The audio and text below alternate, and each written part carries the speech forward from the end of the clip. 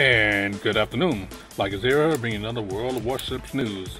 This time we have more info about 0.6.6 changes, and also this is going to be a super Q&A session because the developers did a Q&A on the Asia server, and then after that did another Q&A a day later on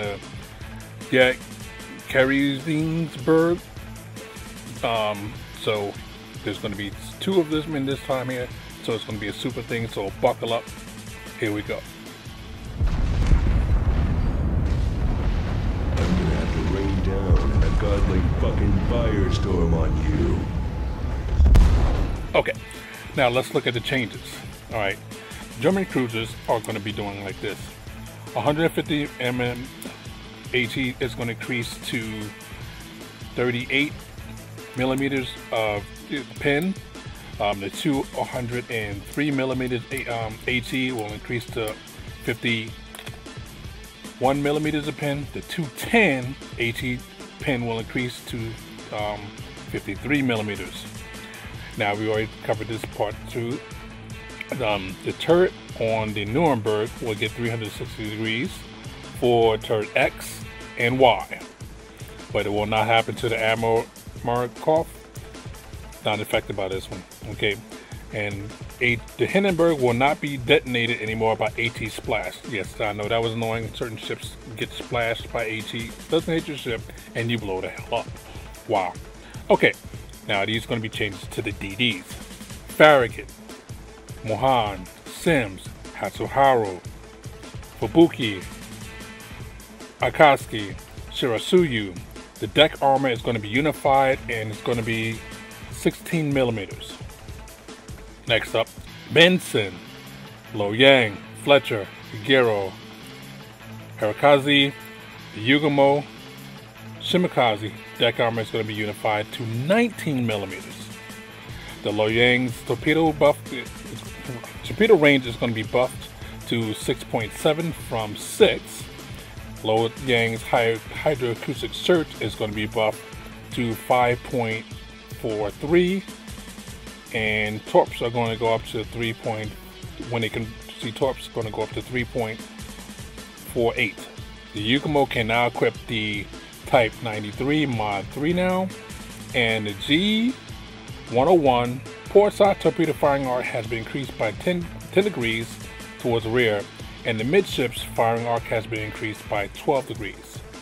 The penetration of the Hirakazi, the 128, will be reduced by 25%. Planes. All planes can be auto-detected now at 8 km by ships and 7 km by planes. Excuse me. Emerald. Deck armor is going to be buffed to 13 millimeters. The Montana deck armor is going to remain at 38 millimeters.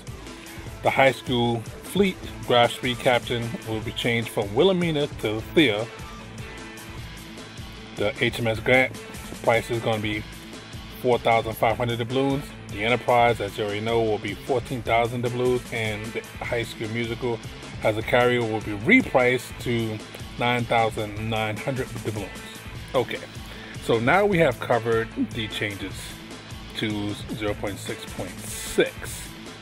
Again, these can be subject to change again, but these should be the final ones. So next up is the Q&A. Now again, this is 2 Q&As, so again, buckle up. Don't forget to hit the like button and to subscribe to my videos to stay up to date with the latest happenings. Alright, now, in one instance, meaning 2 days before, it said, okay, the question was, how is it CV balancing going on? Is there any chance that there's going to be buffs to or help for some of the CVs? Now the answer was that CV balance is going fine. We analyzed the results of the previous changes, and the closest steps we include is the strike plane armament and loadout, and may be tested with the help of the Enterprise, and if successful will be implemented on her, and CV changes shortly. No imminent changes are planned. Next up is about plans. People were asking, well, we're still limited to 100. They said they're not sure about the statement, but anyway, they're going to be adding the opportunity this summer to expand the clan limit, but there's no ETA when it's going to be done. The training room, they love the idea, but right now they're not going to work on it.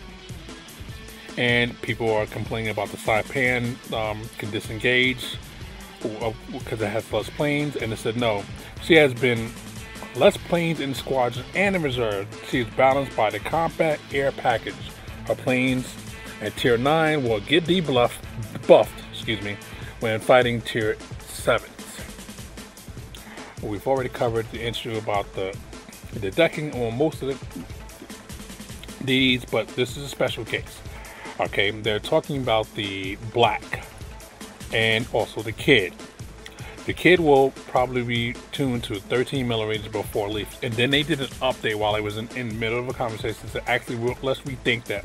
We're going to make it 19 millimeters everywhere, and then they rethought that again, and then they unified everything to either 19 millimeters or 16 millimeters, depends on the ship, which we've just covered a couple of minutes ago. Okay. They wanted to find us some. The question was, can we find us some ways to make a crosshair mob that shows penetration for distance? And Wargaming said they're fine. If you're doing that, it won't be deemed illegal. And the next thing up is like that people are mistaking. There's only one vision port on the ship, and how is that determined? Well, basically, it's the highest point of the ship. So if the mast is the highest point of the ship, basically half the ship can be out and you still will not be able to see it, and then all of a sudden when it finally the mass appears, then you wonder why you get blasted away. We covered this about 2 episodes ago where they're thinking about replacing it, but it's a server issue, so they're supposed to be coming back to that at some point. Next up, again, we covered the command system yesterday. It's a simple job that it does, but it needs to be improved. They're working on a radio command update with more features and a radio design, meaning a round design, so hold on for that. Is it true that the development team is listening to opinions from RU and NA more carefully than the Asian? No, they said that's not true. Someone said there was a bug in the detonation chance if you have the flag running. And they said if this is happening, this is a bug and it should be reported. But they said they have never seen it. And of course, they're going back to skill-based matchmaking. That skill-based matchmaking will not be introduced in random battles. They've covered this multiple times. Okay. Next up. Do you release historic camos through campaign and collection? This is an option, but there are others more interesting as well. We'll see. The old campaigns return. Hunt for Graph Speed, Christmas Convo, unlikely. So basically, if there's an old mission that they've had, you will not be re-seeing that again, because they don't like doing old missions. They like to do new stuff. And then they cover the armor upgrade for German cruisers, starting from the Königsberg all the way up. Theoretically, it is possible to add advanced torpedoes on this ship. However, we do not want to do that because the gameplay wise, the torpedoes is not the main armament for the German cruisers. Let's see how the recent and their buffs to, again, the AT work out before they talk about any other options.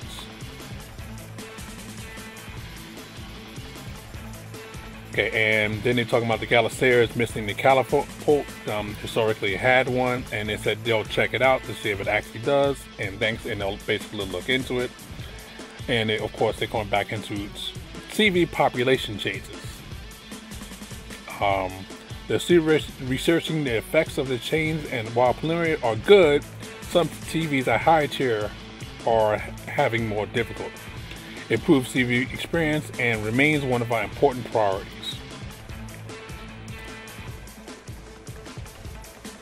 Okay, so that's the part 1. Now, this is the Yearless Spurring Developers Digest. Okay, now Developers do not like the disbalance between IGN and USCVs. One of the possible solutions to this is to rebalance the setups and add AP bombs as an alternative for the US line, which will ravage straight sailing BBs, overpin anything without an armored deck.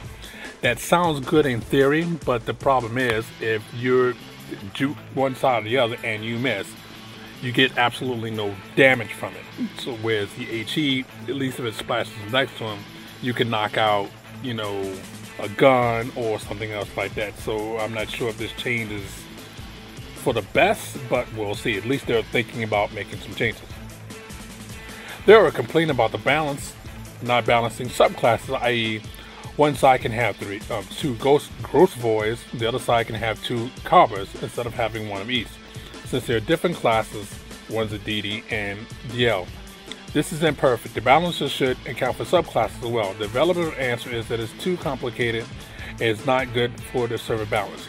Okay, I call bullshit on this right here, because I've seen where you have two Colorados on one side and on the other side two IGN battleships.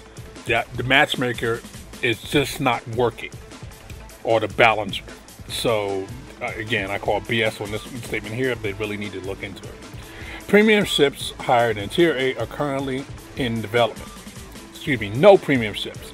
Now, they said no premium ships were currently in development before, and then all of a sudden they snuck in the Tier 9 that they had to do for free XP.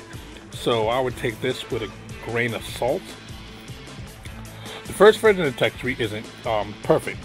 Stuff happens, replacing, reshuffling ships in the branch, as what happened with the VMF and IDs is a lot of work and few people need it. Those who finish them and don't really tend to replay it. There are new players, so that we are only planning to make changes to existing branches in the USM cruiser fix. Meaning, basically, they don't really want to do a split again because, well, the player base was pissed about it both times they did it and they didn't really enjoy it. That's just my feelings on it. That's not what they said, but just paraphrasing what I think they're saying. Don't forget to hit the like button and to subscribe to my videos to stay up to date with the latest happenings. The Galazair will be buffed in the same patch when the Degrass is released. Meaning that they heard from the community that basically you did a pay-to-win situation by upping the reload on one and lowering it to the other, so you can basically have pay-to-win to the other. So basically, after hearing about that, it's like, okay, we're going to do something about the reload, but they're not exactly saying what yet. The New Orleans is doing fine with its concealment. The Baltimore is being looked at, but overall, there aren't any AA cruisers anymore, since there are many new branches and the old rules don't work. Play them as support, meaning that they know they basically fucked up and said, okay, well, AA is special. AA is for Americans, and that's what the special thing American is. But as you plainly hear, what they have said and said that, there is no such thing as AA anymore for that, because, well, the CV population is down. So they'll have to fix that somehow or another. Again, next one up is Epicenter mode is fine. Epicenter on Tears of the Desert is not fine. The developers want to do something about that. I'm sorry, developers, we have heard multiple times from multiple people, they do not like the mode Epicenter. You keep pushing it and putting on the different maps. Doesn't matter, most players do not like it. On to the next thing. There may be many CVs on high tier battles. After the change to credit calculation, the dispersion of credit gains became smaller. Noobs lost less money to Unicrons, but Unicrons earned less too. Unicrons noticed it and started whining. But the developers changed it again. Now they're still observing what they need to do about it, or what they think they need to do about it. Okay, so basically, since the Unicron started whining, everybody else, they finally decide, well, I guess we need to look at this now. Okay, I'm sorry. It's supposed to be the whole player base that you look at, not just the Unicrons. But anyway, Next up, something should allow clans to play together is being developed, but not team battles. That's just a one-liner. That's what we got. There are too many signals from containers. They won't balance out for ships that have them, and inflate system signals work. So they had to cut the amount of signals you get from containers. Basically, and so that they said before it was because of what the community said and everything else of that. This basically said that they lied, and they just wanted to cut down how much you were getting to make them feel like they're worth more. Cool flags in various regions are thanks to regional events from departments. UI development is overloaded with work, so they can't do everything at this time. The developers don't like the smoke timer. It will be replaced. So basically, you made a smoke timer, but the mod ones look better and work better, so you're going to replace it. Premium ships are meant to be historically accurate regarding ships' looks in a certain period of time. Tech tree ships can be a mixed mash of different sister ships, but that's okay. So if it's premium ship, is supposed to look historic, which we already know some of the premium ships are not. Tech tree ships, it doesn't matter. It's our game. We can do what we want. Next up, new training mode was made. It displayed a special offer for 50% to newbies. Later, the developers would check the statistics and decide whether to expand it or cancel it. Now, again, this was talked about 2 episodes ago, where they were making changes to the training mode and giving basically the noobs more money. And last but not least, developers don't like the current alt attack situation. They want to make something based on a single principle but skill based dependent. So basically, they don't like manual drops, but they don't like automatic drops either. But the game is almost, what, closing to a year in this mode, and you'll just change it a little bit again, and you're going to change it again. Well, that's all we have for right now. This is Warp 3, saying warp out, have fun, check you later, catch you in the next one.